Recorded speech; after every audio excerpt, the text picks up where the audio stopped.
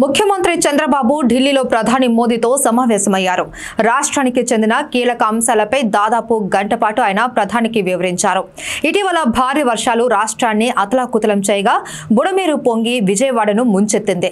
బుడమేరు వరదలపై నివేదిక ఇచ్చిన తర్వాత తొలిసారి ప్రధానితో భేటీ అయిన సీఎం చంద్రబాబు వరదలకు నష్టపోయిన రాష్ట్రాన్ని మరిన్ని నిధులు ఇచ్చి ఆదుకోవాలి అని కోరారు. అలాగే పోలవరం ప్రాజెక్టు పనులు తిరిగి ప్రారంభించాలి అని, మరో సీజన్ నష్టపోకుండా నవంబర్లో వరద తగ్గుముఖం పట్టగానే కొత్త డయాఫ్రమ్ వాల్ నిర్మాణ పనులు ప్రారంభించి వేసవి కల్లా పూర్తి చేసేలా సహకరించాలి అని చంద్రబాబు ప్రధానికి విజ్ఞప్తి చేసినట్లు సమాచారం.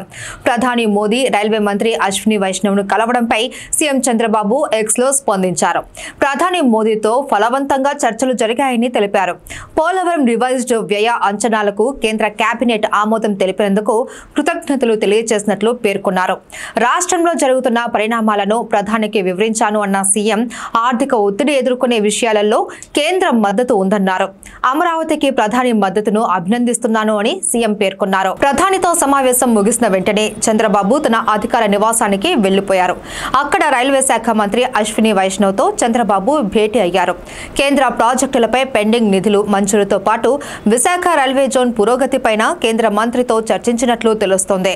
అమరావతికి అనుసంధానమయ్యే రైల్వే ప్రాజెక్టుల గురించి, రాష్ట్రంలోని పోర్టుల అభివృద్ధి అనుసంధానంపైన కేంద్ర మంత్రితో భేటీలో చంద్రబాబు వివరించినట్లు సమాచారం. రైల్వే మంత్రి అశ్విని వైష్ణవ్ను కలవడంపై కూడా ఎక్స్లో సీఎం చంద్రబాబు స్పందించారు. డిసెంబర్ నాటికి విశాఖ రైల్వే జోన్ కు శంకుస్థాపన చేసే అవకాశం ఉందన్నారు. విశాఖ రైల్వే జోన్ హామీ నెరవేర్చిన రైల్వే మంత్రికి ధన్యవాదాలు చెప్పాను అని తెలిపారు. ఏపీలోని మౌలిక వసతుల ప్రాజెక్టుల్లో పెట్టుబడులు పెడతామని చెప్పారు అన్నారు. ఏపీలో రైల్వే 73,743 కోట్ల పెట్టుబడి పెడుతుందని మంత్రి చెప్పారు అని, హౌరా చెన్నై మధ్య 4 లేని 73 స్టేషన్ల ఆధునీకరణ జరుగుతుందని వెల్లడించారు.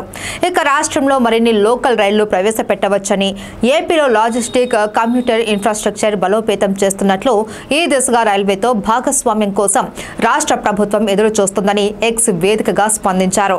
ఇక మంగళవారం కూడా పలువురు కేంద్ర మంత్రులతో సీఎం చంద్రబాబు భేటీ కానున్నారు. రాత్రికి ఢిల్లీలోనే బస చేయనున్న చంద్రబాబు మంగళవారం ఉదయం ఉపరితల వాతావరణ శాఖ మంత్రి నితిన్ గడ్కరీని కలుస్తారు. అమరావతి, ఓఆర్ఆర్ సహా జాతీయ రహదారుల అభివృద్ధికి నిధుల గురించి మాట్లాడతారు. ఉదయం 11:30 కేంద్ర మంత్రి గడ్కరీతో సమావేశం అయ్యాక సాయంత్రం పీయూష్ గోయల్, హర్దీప్ సింగ్ పురిని కలవనున్నారు. ఇక మంగళవారం రాత్రి 8 గంటలకు హోంమంత్రి అమిత్ షాతో చంద్రబాబు భేటీ కానున్నారు. అనంతరం రాత్రి 11 గంటలకు ఆర్థిక మంత్రి నిర్మలా సీతారామన్తోనూ చంద్రబాబు సమావేశం కానున్నారు.